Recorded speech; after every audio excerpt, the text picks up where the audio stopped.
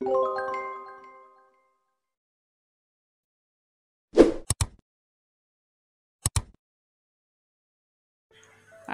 আলাইকুম ভিউয়ার্স, কেমন আছেন সবাই?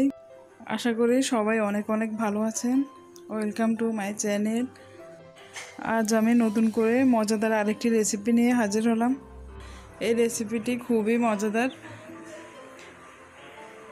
এটা আমি আজকে আলু আর পুদিনা পাতা দিয়ে রান্না করব। তো এই তো আমি কিচেনে চলে আসলাম। এখানে আমি হাঁস ও মুরগির মাংস নিয়েছি। কিছু মুরগির মাংসগুলো আমি ছোট ছোট করে কেটে নিয়েছি। তারপর ভালো করে ধুয়ে পরিষ্কার করে নিলাম। তারপর এখানে আমি 1 চা চামচ হলুদের গুঁড়া আর 1 চা চামচ লবণ দিয়ে তারপর এটাকে আমি 20 মিনিট ম্যারিনেট করে রাখবো।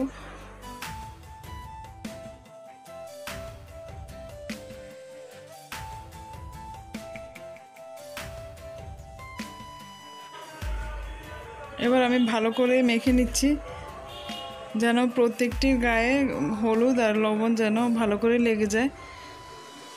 এবার আমি এটাকে এক সাইডে রেখে দিলাম।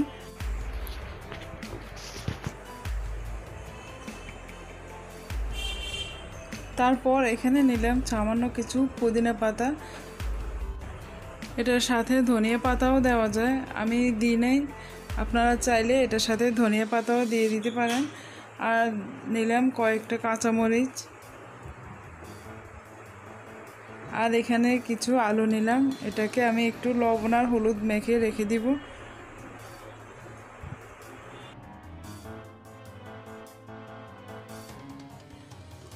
এই তো মাখা হয়ে গেছে। এবার আমি এক সাইডে রেখে দিলাম এটাকে। এবার একটু বেশি করে তেল দিয়ে দিলাম একটি প্যানের মধ্যে। এই তেলগুলো গরম হয়ে গেছে। এবার আমি এই তেলের মধ্যে মুরগিগুলো ভেজে নিচ্ছি।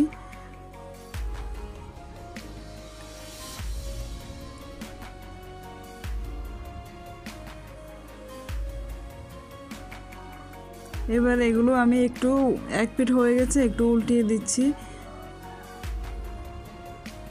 এভাবে উল্টে পাল্টে সবগুলো আমি ভেজে নেব।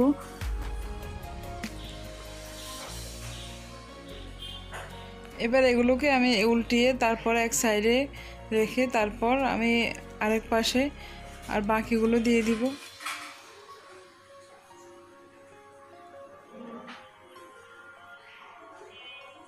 এবার এই পাশে আমি এই বাকি মুরগিগুলো আস্তে আস্তে দিয়ে দিলাম একটা একটা করে।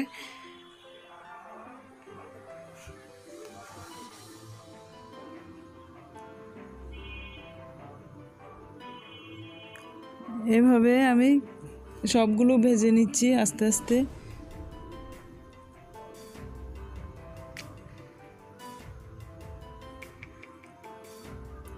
এবার একে একে আমি প্রথমগুলো উঠিয়ে নিলাম।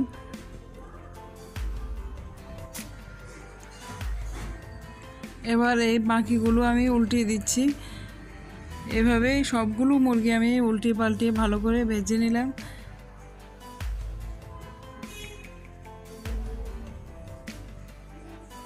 সবগুলো আমি উঠিয়ে নিলাম। এবারে ওই তেলের মধ্যে আমি একটি তেজপাতা ছিঁড়ে দিয়ে দিলাম আর এক টুকরা দারচিনিকে ভেঙে দিয়ে দিলাম। তারপর এর মধ্যে দিয়ে দিলাম 1 কাপ পেঁয়াজ কুচি দিয়ে দিলাম এটার মধ্যে। এবার পেঁয়াজগুলো আমি একটু ভেজে নিচ্ছি।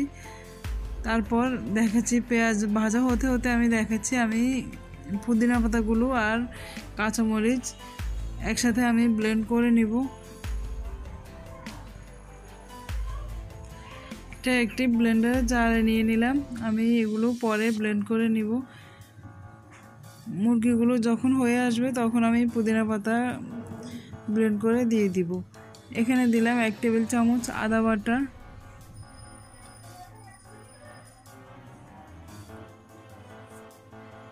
তারপর 1 টেবিল চামচ রসুন বাটা। এবার একটু নেড়ে মিশিয়ে নিচ্ছি। তারপর আধা চা চামচ লবণ দিলাম। লবণ আমি মুরগি মাখার সময় লবণ দিয়েছি, তাই এখন একটু কম দিলাম, পরে লাগলে আবার দেব। এখানে হচ্ছে 1 চা চামচ জিরে গুঁড়া আর ধনিয়া গুঁড়া, আর 1 চা চামচ মরিচ গুঁড়া, আর 1 চা চামচ হলুদের গুঁড়া দিয়ে দিলাম।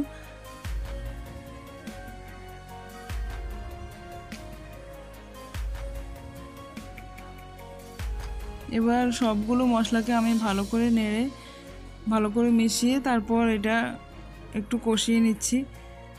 চুলার আঁচটা মিডিয়ামে রেখে আমি কষিয়ে নিচ্ছি।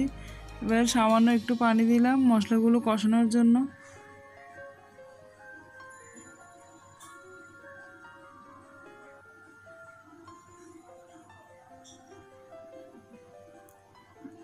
আমি আরেক পাশে আলুগুলো ভেজে নিচ্ছি, আরেক চুলায় আলুগুলো ভেজে নিচ্ছি। আমার মশলাগুলো কষানো হয়ে গেছে। এবার আমি ভাজা মুরগিগুলো দিয়ে দিব। এখন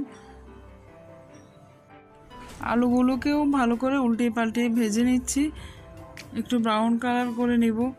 এবার মুরগিগুলো দিয়ে দিলাম।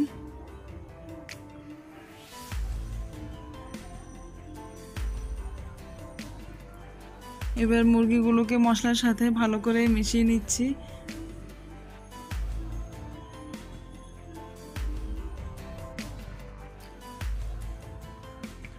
ভালো করে নেড়েচেড়ে আমি মুরগিগুলোকে এবার 5 মিনিটের জন্য ঢাকনা দিয়ে রাখবো। 5 মিনিট পর আমি আবার ফিরে এলাম। এসে ঢাকনাটা উঠিয়ে তারপর এই মুরগিগুলো আমি একটু নেড়ে দিচ্ছি।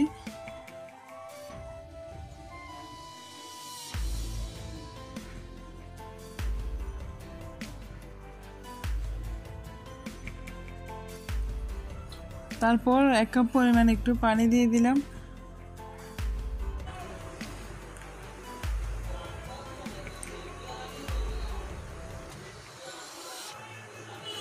এবার দিয়ে দিলাম আলু,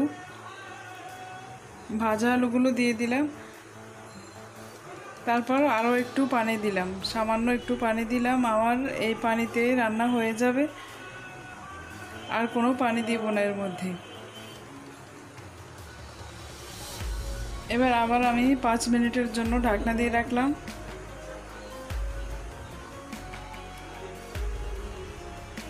5 মিনিট হয়ে গেছে। এবার আমি আবার ঢাকনাটা উঠিয়ে আর আবারও নেড়ে দিচ্ছি।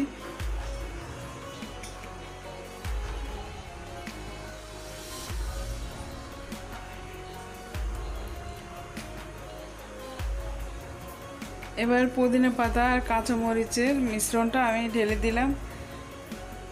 এটা আমি ব্লেন্ড করে নিয়েছি, এখন দিয়ে দিলাম।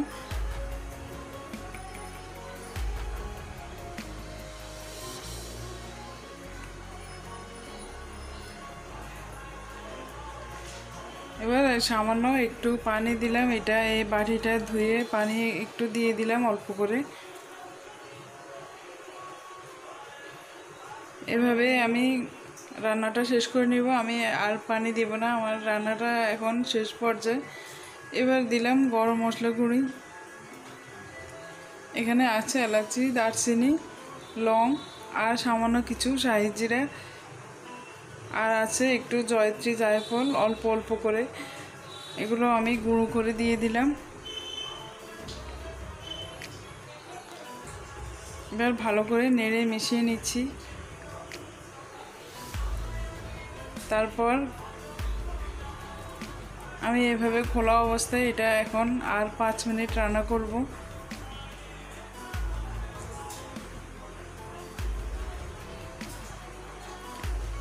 চুলার আঁচটা মিডিয়ামে রেখে আমি এভাবে মুরগিগুলো আরও 5 মিনিট রান্না করে নিলাম। আমার রান্নাটা শেষ। এবার আমি চুলাটা নিভিয়ে দিলাম। আপনারা এইভাবে চাইলে রান্না করে নিতে পারেন, পুদিনা পাতা আর মুরগির মাংস একসাথে আলু দিয়ে। এভাবে রান্নাটা খুবই ভালো লাগে, পোলাও, খিচুড়ি, ভাত, রুটি সব কিছুর সাথে এটা ভালো লাগে। আমার রান্নাটা কেমন হলো আমাকে কমেন্টের মাধ্যমে জানিয়ে দিবেন, আর ভালো লেগে থাকলে একটি লাইক দিবেন, আর আমার চ্যানেলটি সাবস্ক্রাইব করবেন, পাশে বেল আইকনটা প্রেস করে দিবেন। তাহলে আমি নতুন কোনো ভিডিও আপলোড করলে সবার আগে নোটিফিকেশন চলে যাবে আপনাদের কাছে। সবাই ভালো থাকবেন। আসসালামু আলাইকুম। Thanks for watching. Allah Hafiz.